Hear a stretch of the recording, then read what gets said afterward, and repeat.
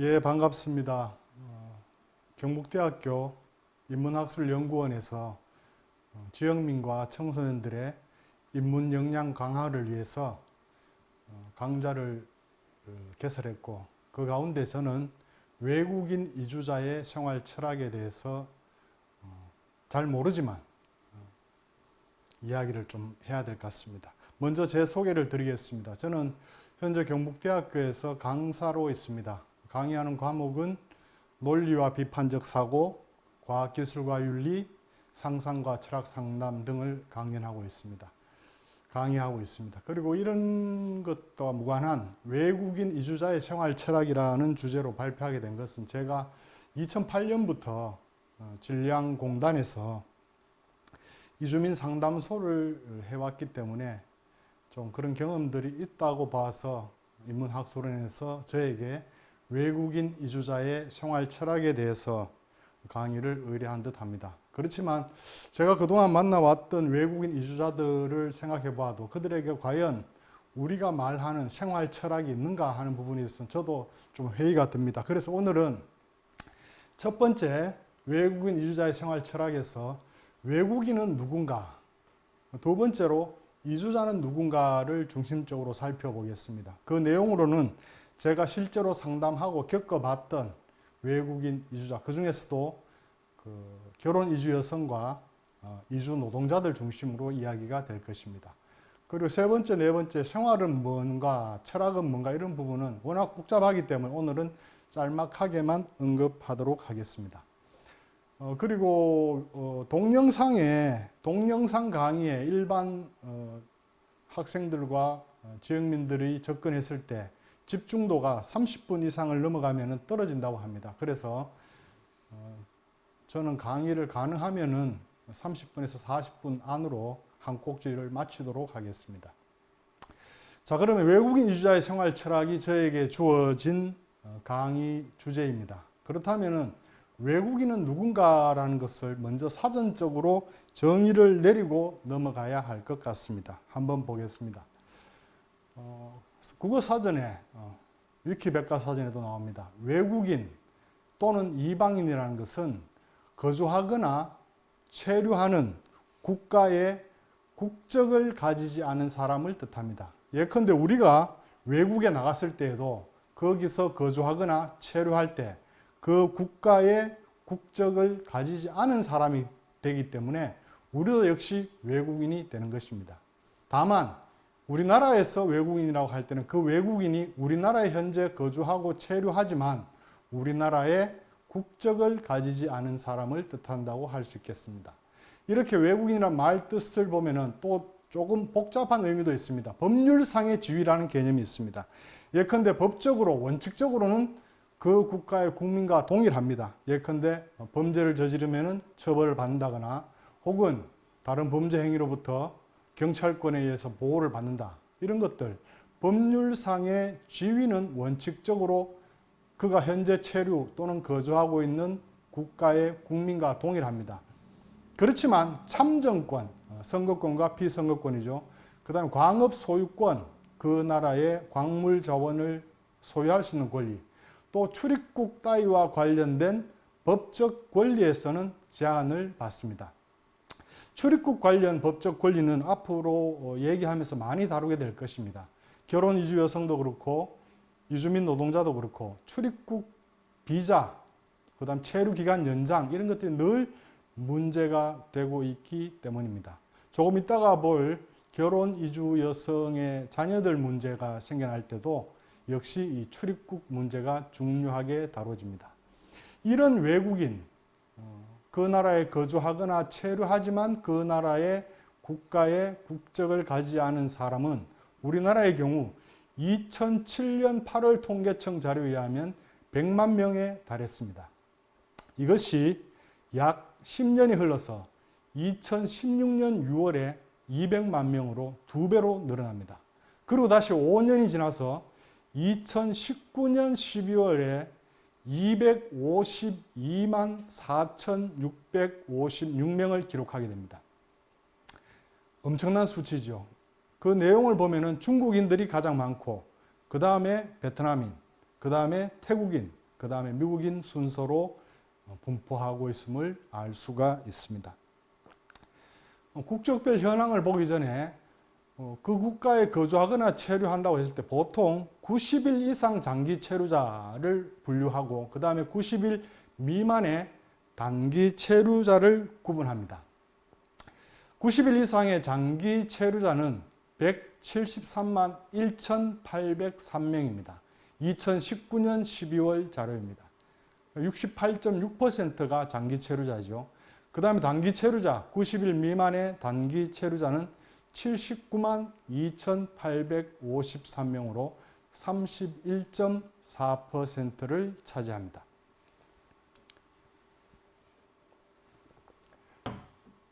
그 분포를 좀 더 정확히 살펴보면 중국이 가장 많다고 했는데 110만 1,782명입니다. 전체의 46%를 차지합니다. 이 110만 1,782명 가운데 우리가 흔히 말하는 조선족이 있죠. 조선족이 70만 1,098명으로 63.3%를 차지합니다.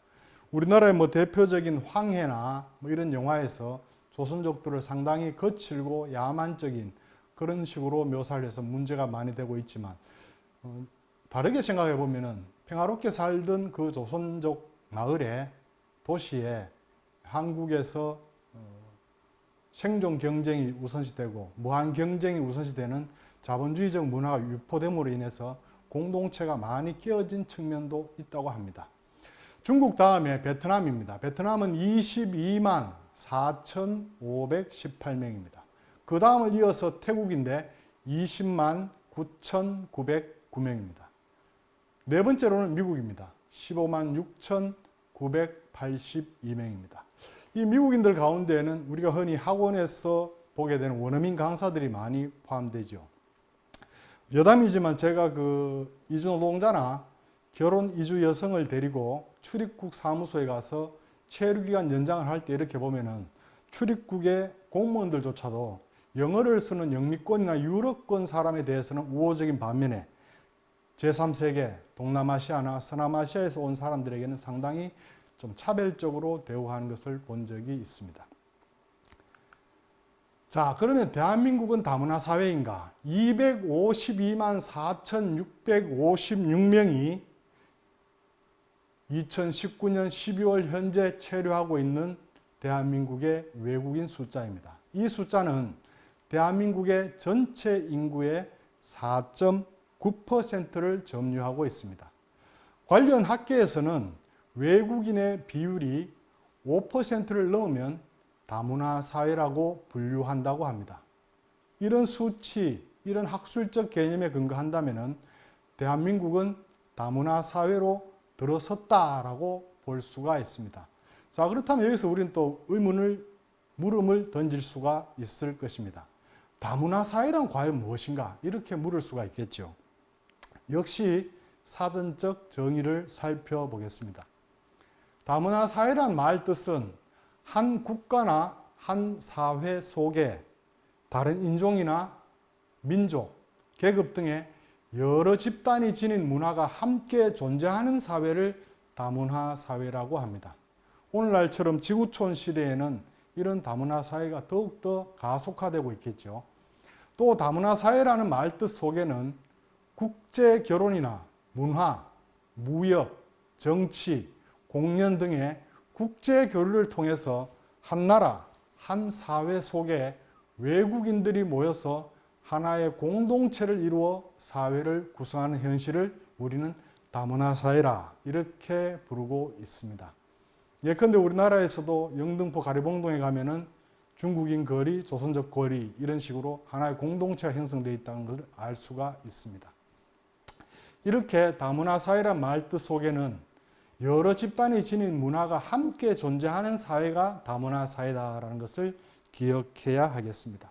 우리도 주변에서 경북대학교 같은 경우에도 중국에서 유학 온 학생들도 많이 있고 또 시내를 거니로 봐도 다른 외국어를 말하는 사람들, 베트남인이나 중국인이나 이런 사람들을 많이 보게 됩니다. 한국은 다문화 사회에 접어들었다라고 보는 것이 좋을 듯합니다. 저는 여기서 이제 결혼 이주 여성 이응 씨의 사례를 한번 살펴볼까 합니다. 이 이응 씨는 2012년 당시에 질량공단의 핸드폰 부품 공장에서 일하고 있었습니다. 그는 하루 12시간 일하고 한 달에 170만 원에서 180만 원을 받는다고 했습니다. 베트남 출신인 이응 씨는 경북 북부 지역의 농촌에 20대 초반에 시집을 왔습니다. 당시 남편은 40대 후반이었고 남편의 전처와 시부모 수발 문제로 이혼한 상태에 있었습니다. 당시 시아버지는 중풍으로 반신불수 상태였고 시어머니는 치매에 걸려 있었습니다. 이응 씨의 남편은 장남으로서 5명의 시동생을 거느리고 있었습니다. 이응 씨의 말에 의하면 장남인 남편은 한 달에 제사만 6번을 지내야 했다고 합니다. 그 음식을 다 만들고 하는 것이 이응 씨의 몫이었다는 거죠. 그런데 이응 씨가 시집 오자마자 20대 초반에 시집 오자마자 낮에는 하루 종일 양파 수확이나 마늘 수확을 힘들게 일했다고 합니다. 그래서 그의 표현에 의하면 양파를 수확하고 마늘을 수확하고 너무 힘들어서 눈물이 뚝뚝 흐를 정도로 일을 했다고 합니다. 이렇게 힘들게 일하고 또 밤에는 치매 걸린 시어머니가 못 보던 젊은 여자가 와 있으니까 도둑년이라고 욕을 쉬지 않고 해대어서 잠을 거의 못 자서 첫 번째 아기를 유산했다고 얘기했습니다. 남편은 가끔 용돈으로 쓰라고 10만 원, 5만 원씩을 찔끔찔끔 주었다고 합니다. 문제는 이응 씨의 베트남에 있는 친정 어머니가 중병을 앓고 계신데 치료비를 전혀 주지 않았다는 겁니다. 그래서 다투다가 가출해서 공단에서 보증금 50만 원에 월세 23만 원에 원룸에 귀가한다고 말했습니다. 그때가 상당히 쌀쌀한 날씨였는데 겨울철이었던 것 같습니다. 이응 씨 말로는 전기세를 아끼려고 방 안에 전기장판도 켜지 않고 냉방에서 잔다고 했습니다. 이응 씨는 지금 벌고 있는 돈 한 달에 하루에 12시간 이상 일해서 한 달에 170만 원에서 180만 원을 받으면 이 버는 돈을 친정 어머니의 치료비로 보내고 있었습니다. 그리고 남편과의 사이에 6살짜리 아이가 있었습니다. 이응 씨는 이혼하고 싶은 마음이 있지만 또 한편으로는 아이가 마음에 걸리고 또 한편으로는 남편이 늙었고 병들었을 때 돌봐주고 싶은 마음도 있다고 갈등하고 있었습니다. 그런 고민을 저에게 털어놓았습니다. 가끔 아이가 보고 싶어서 집에 가면은 왜 왔냐고 시집에서는 구박을 했다고 합니다. 결혼 이주 여성 이응 씨는 2-3번의 면담 뒤에 아마 그 갈등, 아이를 돌봐야겠다는 갈등, 남편이 늙으면 돌봐주고 싶다는 갈등, 또 그러면서 한편으로는 또 친정 어머니를 도와주기 위해서는 이혼을 해야 되지 않겠나 하는 마음. 실제로 저에게 이혼에 필요한 서류가 어떤 것이 있냐고 문의한 적도 있습니다. 하지만 그 마음의 갈등을 해소하지 못했는지 2-3번 면담 뒤에 연락이 끊어지고 말았습니다. 자, 여기서 우리는 다문화라는 말에 담긴 차별에 대해서 한번 살펴보겠습니다. 한국에 시집와서 살고 있는 여성들이 외국인 이주자로서 말하는 우리가 흔히 통칭 다문화라고 표현하는데 이 다문화에 담긴 구별짓기를 영상을 통해서 한번 살펴보겠습니다. 한 8분 정도 되는 영상입니다. 다문화 그 단어 들은 순간 약간 좀 구별 있는 느낌? 아니 우리 이름이 어디로 가는 거냐? 이름 전민등록증 받고 사람이 이름이 있는데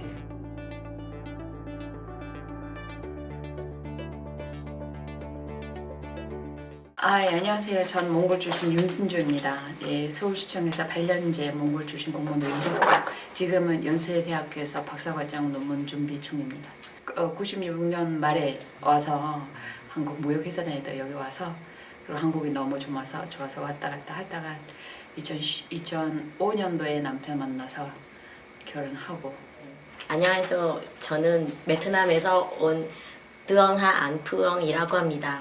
한국에서 산 지 4년 됐습니다. 안녕하세요. 한국에 20년째 살아가고 있는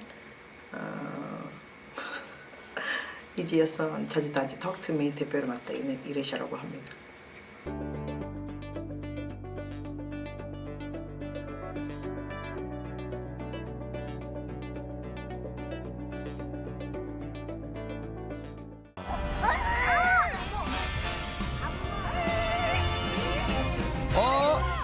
하고 있어? 근데 왜 움직여? 초롬기? 이것도 역시 야외에서 수업을 하세요. 네네네. Let's see. 한국의 공원을 진짜 Hi, everyone. 좋아해요. 여기. 관리가 잘 되어 있고. Oh, shall we use English or Korean? Korean? 아 근데 한국어 못 하는데. 에이. 지금 다시 보니까 어때요? 좀 답답해요? 네, 답답해요. 최전 지금 막 자기 머리 치고 있어.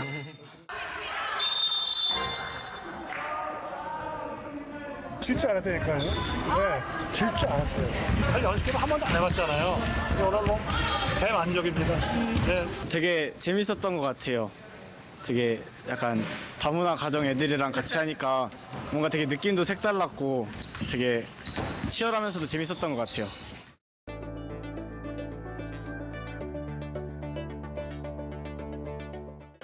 네, 그냥 다문화 그 단어 들은 순간 약간 좀 구별 있는 느낌? 네, 선주민이랑 네, 다문화는 약간 외국인이잖아요. 외국인에 대해 말과잖아요. 그래서 좀 약간 선주민이랑 좀 간격 있고 차이가 있는 것 같다고 생각 들어요. 아니 여기서는 다문화라고 나왔잖아요. 그 다문화인들, 그러니까 그게 또 좋아요. 만약에 다문화인들 했으면 모든 외국인 나올 때 다 다문화 이렇게 하면 좋은데 아까 그 백인이 누구였는지 모르지만 전에 그 동영상에 그분은 다문화인이라고 나오진 않았으면서 다른 이주 여성들을 다문화인이라는 게 좀 차별하지 않은 건가? 만약에 그 백인이 우리는 다 다문화다 해서 시작했으면 좀 괜찮은데 저는 그렇게 생각합니다. 이 부딪히는 상황에서 차별 그대로 너는 너다 나는 나다라고 이렇게 구별해야 돼 있잖아요. 완벽하게. 다문화라는 단어의 문제가 아니라 사람이 어울림이라든지 그다음에 함께라는 뜻을 언제든 가질 수 없다라는 의미를 무이거든요. 다문화라서 이렇다라는 말을 계속 방송 속에서 나가게 되면 사람 마음 속에서는 가는 수록 이 함께 가는 길이가 멀게 되는 것 같다는 생각 들어요. 그래서 다문화 단어를 쓸 때 함께라는 뜻을 담는 위치에서 사용하게 된다면 문제가 없는데 너는 너다 나는 나다라는 계속 이런 쪽을 활용하게 되면은 이주민이와 이제 와 있는 우리 같은 결혼 이주민은 함께 갈 수는 없다라는 자별이 크게 보이는 거죠. 근데 다문화라는 단어 적극적으로 보면 좀 좋은 뜻이 아니요? 다문화 뜻이 문화 다양하게 아니요? 그렇죠. 네, 네, 맞아요.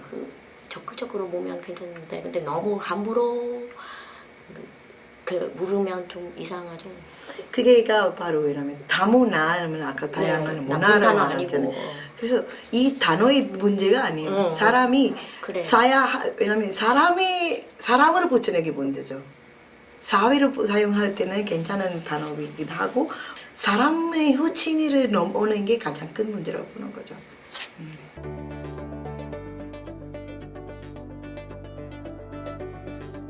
아니 우리 이름이 어디로 살아가는 거냐고. 이름. 주민등록증 받고 사람이 이름이 있는데 그 사람이 이름을 왜 못 사용하냐고요. 글쎄 사람을 누구는 다문화다, 누구는 외국인이다. 외국인 다문화 이렇게 쓰지 말고 외국인이면 외국인 아니면 그냥 이름 자기 나라 출신을 앞에다 두지 말고 그냥 이름 하면 더 좋을 거예요. 이름 부르고 아이들도 그냥 어디 학교 아이들 이렇게 하면 애들이 읽고 구별 주지 않아서 더 좋은 것 같아요.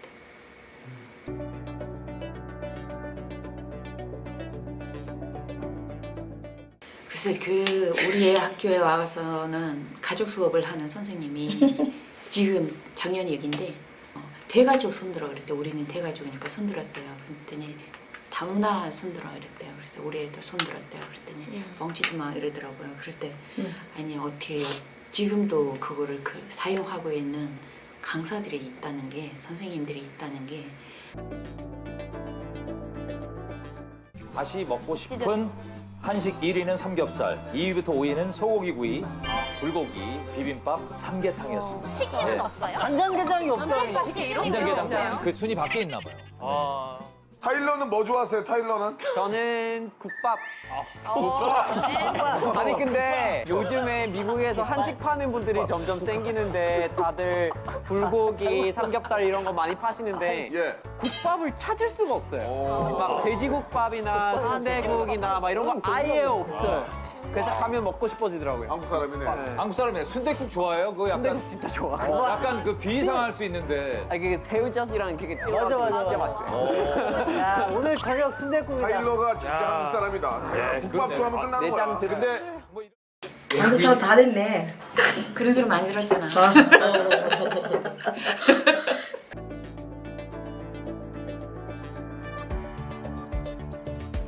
농담 그냥 가볍게 생각해보고 농담이라는 거 생각하면 안 될 거예요. 좀 잡아먹죠.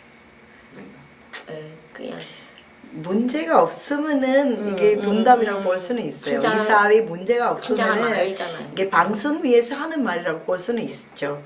근데 사실 이 다문화에 문제가 있는 거잖아요. 가는 수로 아직도 20년 가도 같이 일하는 의지가 없기 때문에 우리가 이제 이런 거 살펴보는 거 아니면 아까 말하는 그냥 가볍게 생각하면 그런 말이 그냥 농담이라고 생각하지만 조금 이게 반대로 보면은 외국에 가면은 그런 외국 음식이 자유롭게 먹으면 우리도 그럼 그 나라 사람 다 됐니라고 말을 할 필요는 없는 거잖아요.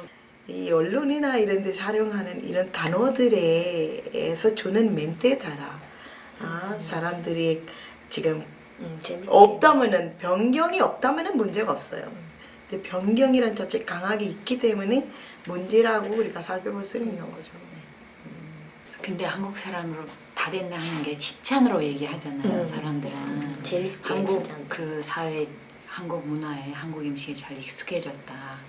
이제 걱정 없겠다 막 이런 식으로. 근데 그게 동화주의, 우리 한국에 다 동화되고 그런 게 담겨 있으니까 우리 다양한 그런 다른 문화들이 있다는 거는 보이지 않고 아니 만약 그러면은 못 먹는 사람을 너 여태 이거를 못 먹냐 그런 걔는 잘하던데 막 이런 식이 그런 게 또 나올 거거든요. 그리고 꼭 그거를 잘해야 돼만 해야 되는 것 같기도 하고. 예, 방금 영상에서 보셨듯이 결혼 이주 여성들, 한국에 시집 와서 틀을 잡고 살아가는 사람들은 국적이 한국인임에도 불구하고 다문화라는 형태로 구별짓기 되는 그런 현실에 대해서 이해를 못하는 태도를 많이 보여주고 있습니다. 그러면서 다문화라는 말을 제3세계, 서남아시아나 동남아시아에서 온 사람한테는 적용시키면서 영미권이나 유럽권에는 다문화라는 표현을 잘 안 쓰고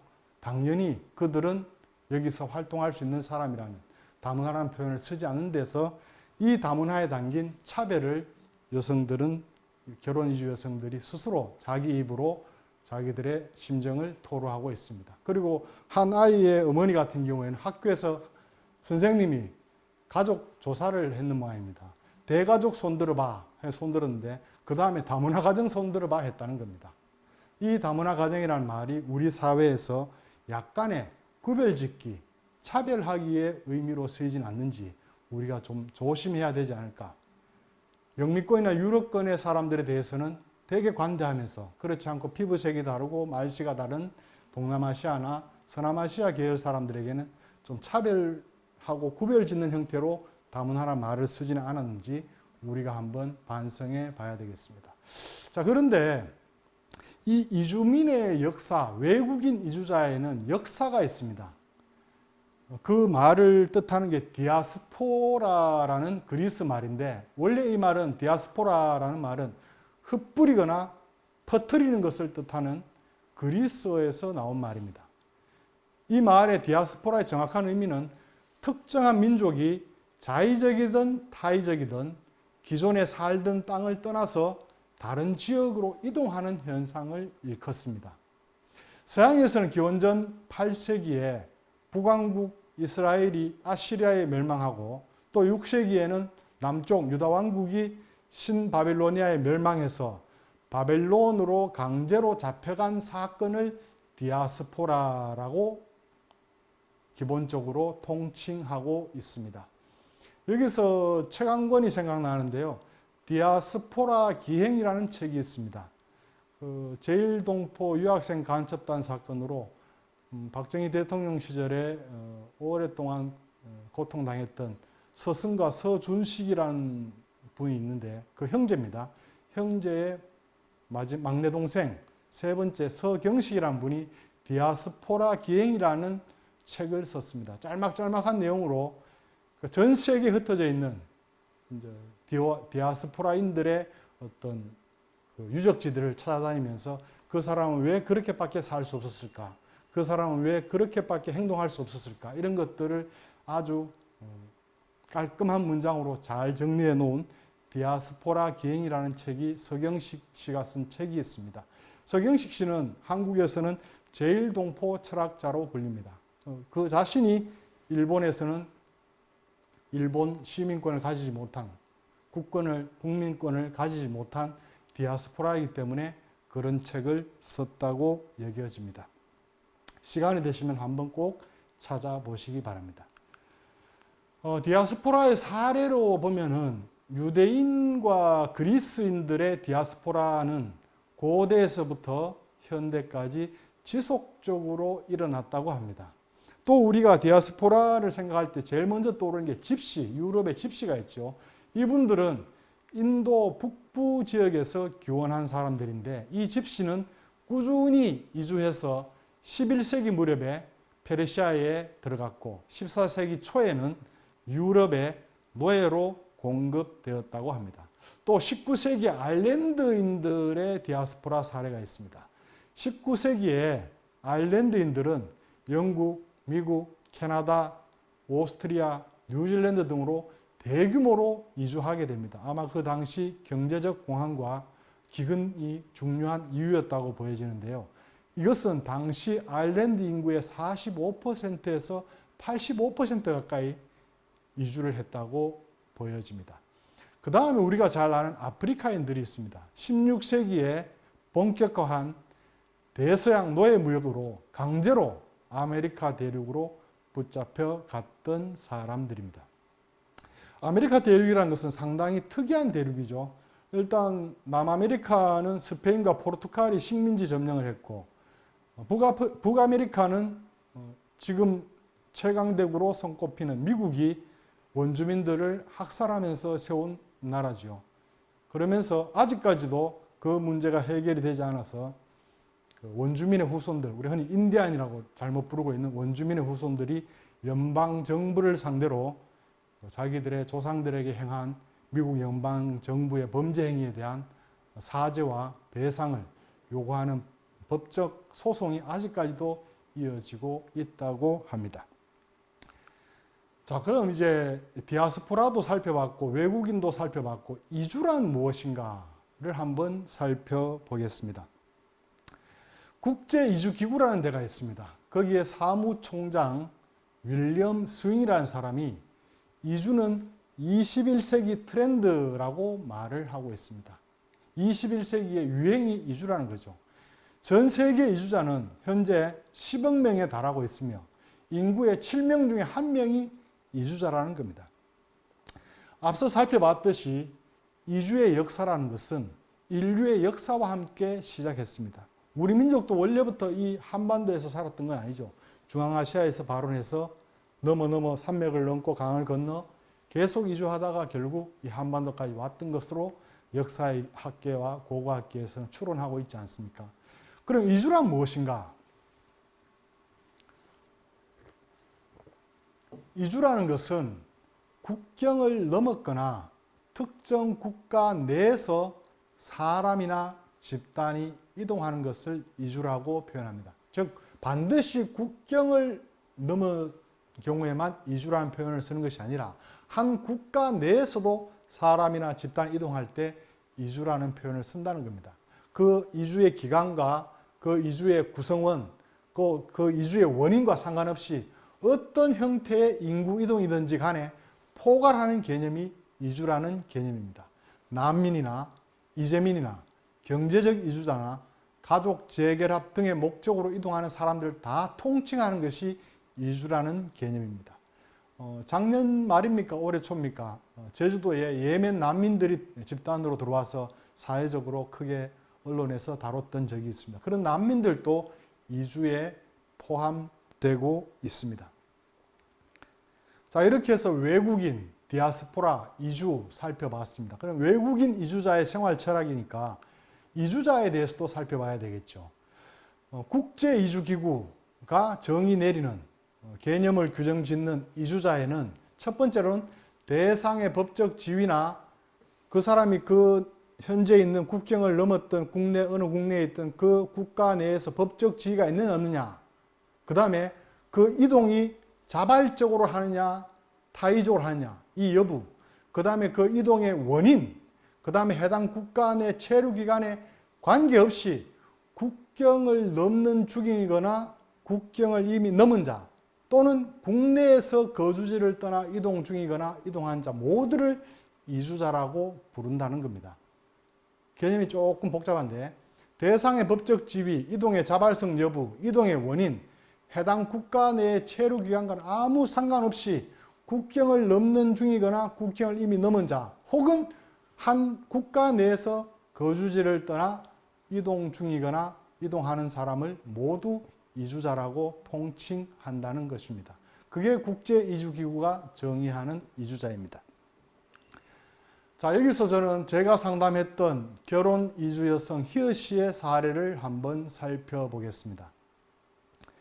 베트남인인 희어 씨는 한국 남성과 결혼해서 혼인 비자로 입국했습니다. 입국했는데 남편이 매일 술을 먹고 구타를 일삼아서 견디지 못해서 가출을 해서 공장에서 수도권의 공장에서 일을 하고 있었습니다. 그러다가 베트남 남성과 알게 되었고 그 남성과 동거 중이었습니다. 이미 3살 먹은 사내 아이가 있었고 둘 사이에는 또 한 아이를 임신 중이었습니다. 문제는 이게 결혼 형태가 아니고 동거 형태니까 동거남이 변심하면서 생활비를 주지 않았고 이 여성은 희어 씨는 이미 임신 중이었기 때문에 일도 할 수 없어서 만삭의 몸으로 너무 힘들어 하다가 생활비 때문에 힘들어 하다가 동네 파출소에 가가지고 경찰한테 제발 저를 베트남으로 보내주세요 이렇게 호소하는 사건이 벌어졌습니다. 그래서 파출소에서 이렇게 저렇게 연락하다 보니까 결국 저랑 연결이 된 사람이 결혼 이주 여성 희어 씨였습니다. 이 여성은 희어 씨는 생계도 막막했지만 당장 만삭이 된 임신한 아이를 출산할 병원비조차 없었습니다. 그래서 어떻게 소개를 받아서 당시 대구의 파티마 병원 사회복지실장을 하시던 마리폴 수녀님의 도움으로 다행히 입원해서 출산까지 무료로 할 수가 있었습니다. 그때 같은 산부인과 병실에 있던 한국 여성들이 희어 씨를 불쌍하게 여겨서 많은 호의를 베풀어 주었습니다. 거기에 대해서 다시 한번 감사드립니다. 그런데 이 여성이 결혼 이주 여성 희어 씨가 출산할 즈음에 가까스로 연락이 닿은 동거남이 생활비를 조금이나마 되어 주어서 겨우 입에 풀칠하며 살았습니다. 그러니까 애 두 아이를 키워야 되고 생활도 해야 되는데 동거남이 가져다 주는 생활비로는 턱없이 부족했다는 거죠. 그래서 희어 씨는 강인한 생명력을 가지고 마리폴 수녀님을 직접 찾아가서 육아에 필요한 경비들을 계속 지원받는 끈질긴 태도를 보여주었습니다. 그런데 그러던 중에 남편이 동거남이 불법 체류자였기 때문에 출입국 관리소의 단속에 걸려서 청주 외국인 보호소에 갇히게 됩니다. 그리고 이제 곧 강제 출국 당해야 하는 사태를 맞이하게 됩니다. 희어씨로서는 결혼 이주 여성인 희어씨로서는 안 그래도 생활비도 많이 받지 못하는데 이제 그 동거남마저 떠나보내야 하니까 막막했겠죠. 그래서 알아보니까 출입국 관리소에서 하는 말은 두 아이가 친자식이라는 것을, 이 두 사람의 친자식이라는 것을 유전자 검사로 확인해서 확인서를 제출해야지만이 이 아이들을 베트남으로 데리고 갈 수 있다고 했습니다. 그래서 할 수 없이 청주 출입국 관리소에 있는 사람을 잘 아는 친구 변호사의 소개로 제가 직접 그 청주 외국인 보호소에 들어가서 그 동거남의 머리카락 몇 올을 채취해 와서 다시 파티마 병원에 가서 마리 폴 수녀님의 도움으로 희어씨와 같이 유전자 확인 검사를 하고 확인서를 제출할 수 있었습니다. 동거남이 강제 출국 당하고 나서 결혼 이주 여성 희어씨는 여전히 마리 폴 수녀님의 도움을 받으면서 생계를 유지하다가 마리 폴 수녀님이 주선해 준 비행기표를 받아서 희어씨는 두 아이와 함께 고향으로 돌아갔습니다.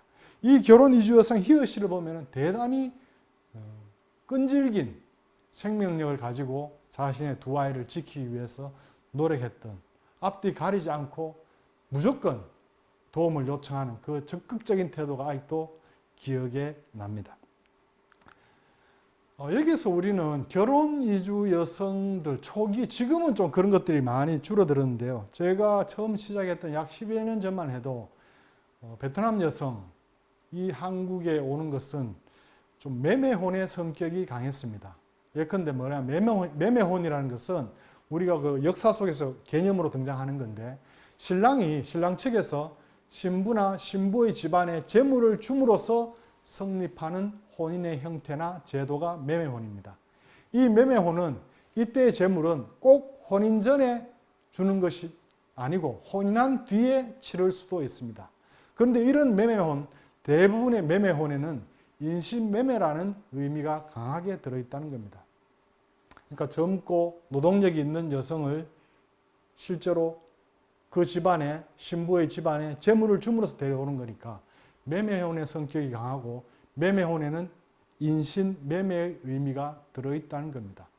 아마 지금은 10여 년 전만큼 심하지는 않을 것입니다.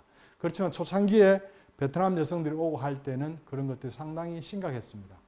그리고 좀 이따가 비디오 영상을 하나 짧게 보겠지만 10분짜리인데, 이 영상에 보면은 그 베트남 초기에는 조선족, 중국 국적의 조선족 여성이 한국 남성들의 신부감 1위로 퍼센테이지를 차지하다가 조금 지나면 베트남 여성으로 바뀝니다. 베트남 여성이 신부가 1위로 올라옵니다. 그것은 문화적인 성격이 베트남과 우리가 상당히 비슷한 부분이 있기 때문입니다. 제가 놀랐던 것은 초기에 이주민 상담소를 할 때 여러 국적의 사람들을 상담을 했는데 유독 베트남 사람들은 두 번째 올 때 조그만 음료수를 사들고 오는 거예요. 제가 좀 놀랐습니다. 그건 한국에서 흔히 하는 건데, 보니까 그 후에 몇 번 베트남을 방문하고 여기 있다가 베트남으로 돌아간 이주 노동자의 집에 가보고 하니까 그쪽도 역시, 베트남도 역시 한자 문화권, 유교 문화권의 영향이 강하게 남아 있어서 동네나 시골의 사당이나 이런데, 절이나 이런데 한문으로 글귀가 써 있더라고요. 그래서 유교적인 문화를 공유하고 있기 때문에 신부감 1위로 베트남 여성이 올라서게 된 것이 아닌가, 저는 개인적으로 그렇게 생각합니다. 자, 그럼 여기서 결혼 이주 여성과 한국 남성 사이에 아이가 태어나게 되는데, 문제는 문화적 차이, 언어적 차이, 여러 가지 습관의 차이로 인해서 이혼하게 되는 경우가 생긴다는 겁니다. 특히 베트남 같은 경우에 이혼하게 되면은 이 베트남 여성이 아이를 데리고, 아이는 한국 국적입니다. 베트남으로 돌아가게 되는데 거기서 생겨나는 문제가 심각하다는 동영상을 한번 보겠습니다. 이렇게 보면서 한 꼭지를 정리하도록 하겠습니다. 다문화 인구 200만 명 시대를 맞이한 대한민국. 지난해 한국인 남성과 결혼하기 위해 한국으로 이주해온 여성은 10만 명에 이릅니다. 그중 베트남 여성 배우자는 3만 9천여 명, 2년 연속 가장 많은 숫자를 차지했습니다. 그러나 증가하는 다문화 가정만큼이나 해마다 이혼 인구도 늘어나고 있습니다. 가정이 해체된 뒤 어머니인 베트남 여성은 자녀와 함께 귀국을 택하는 경우가 많은데요. 한국어도 한국 문화도 알지 못하는 한국 국적의 한배 다문화 가정 자녀들이 베트남에서 자라고 있습니다.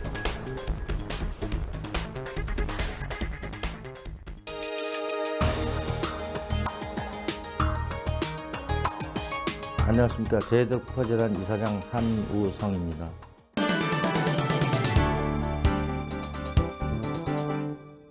최근에 와서는 이제 베트남 출신 여성들이 중국 출신 여성들보다 숫자가 더 많아졌습니다. 한국 남성과 결혼을 해서 말하자면 한배 다문화 가정을 이제 이루는 거죠. 참 안타깝게도 이 여성들이 한국에서 이렇게 행복하게 결혼 생활을 다 하는 상황이 아니고 그들 중에 이제 일부가 적응이 잘 안 돼서 한국 남성들의 또는 그 여성들의 본인들의 문제로 인해서 이혼 또는 별거인 상태로 이제 결손 가정이 됩니다.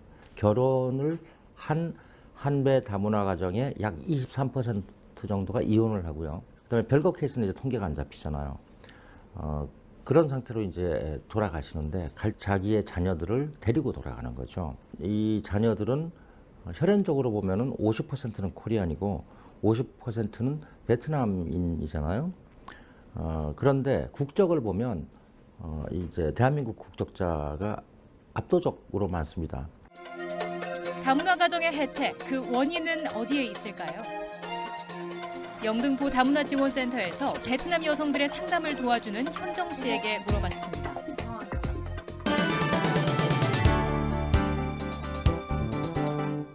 일송이는 부부 갈등에 너무 많이 이야기에 먼저 나왔고 그 이유는 이렇게 고부 갈등이 일어나가요. 세 번째는 거의 그때는 이렇게 취업 때문에 주로 이렇게 세 가지 영역에 많이 문을 들어와요. 가족에 관련한 거는 거의 40% 정도 이렇게 연락이 와요. 나머지는 이렇게 남편과 그렇게 좀 갈등이 일어나거나 하면 남편한테 이렇게 전달하고 싶은 거 그런 거 더 많아요. 부부 갈등은 어떤 문제 때문에 많이들 겪고 있나요? 일단은 의사소통 안 되고 첫 번째 어려움을 겪고 두 번째는 성격 안 맞아. 대부분의 국제 결혼하는 커플들이는 나이 차이 좀 있잖아요. 시대 다르니까 보는 시선도 다르고 이렇게 생각도 다르고 사고방식도 다르니까 그건 좀 제일 큰 원인 되지 않은가 싶어요. 보면 베트남이랑 한국이랑 가족 문화가 조금 달라서 그렇다고 볼 수도 있나요? 그렇죠. 맞아요. 그 문화도 이렇게 다르기 때문에 이렇게 더 갈등이 생기는 거죠. 시어머니들이 이렇게 간섭이 심하지 않아요. 자기 결혼했으면 모든 거 다 자기 아들에 넘어가는 거죠. 그러면 네 부부 알아서 하라 이렇게 간섭하지 않아요. 근데 여기 한국에서 이렇게 어머님들이 그렇게 인식하게 하기 때문에 이 며느리는 아무나 모르니까 내가 가르쳐야 다. 한편에 보면 그것도 좋은 의도라고 볼 수 있지만 받아들이는 사람 입장에서 또 기분 나쁘게 받아들인 거지에 따라서 이렇게 갈등이 생겨나면 더 행복하게 지내는지 그거는 사람마다 또 다르거든요. 이렇게 갈등이 일어난 뒤 한국에 머무는 것이 아니라 베트남으로 돌아가는 데에는 법률적인 이유도 있다는데요. 안녕하세요. 저는 이주민지원공익센터 감동에서 일하고 있는 변호사 이현서라고 합니다. 반갑습니다.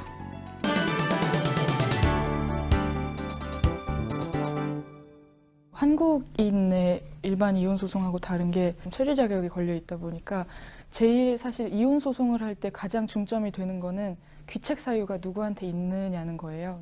결혼 이주 여성 사건의 경우에는 만약에 한국에서 계속 지내기를 원하는 경우에 이혼을 하게 되면 기본적으로는 혼인비자의 효력이 사라집니다. 그래서 다시 이제 귀국을 해야 돼요. 베트남으로 귀국한 한배 다문화 가정 자녀는 어떤 현실과 마주하게 될까요? 어머니는 한국 국적이 없더라도 한국인 아버지와의 사이에서 아이가 한국에서 태어나면 한국 국적이 생기거든요. 한국 여권을 발급을 받고 이제 여러 과정을 거쳐서 아이를 데리고 이제 본국으로 돌아가서 거기서 아이를 양육하다가 이 아이는 국적은 한국인 거잖아요. 근데 여권 만료되지 않게 갱신을 해줘야 나중에 이 아이가 그 여권으로 어디든지 다닐 수가 있는 건데 그 친아버지의 그 동의가 필요하더라고요. 여권 갱신을 하는 거에 있어서. 그래서 그것 때문에 몇 년 동안 보지도 못했던 뭐 친아버지를 찾아서 하지 않으면 여권이 갱신이 안 되고 그런 경우들 어려움이 있어요.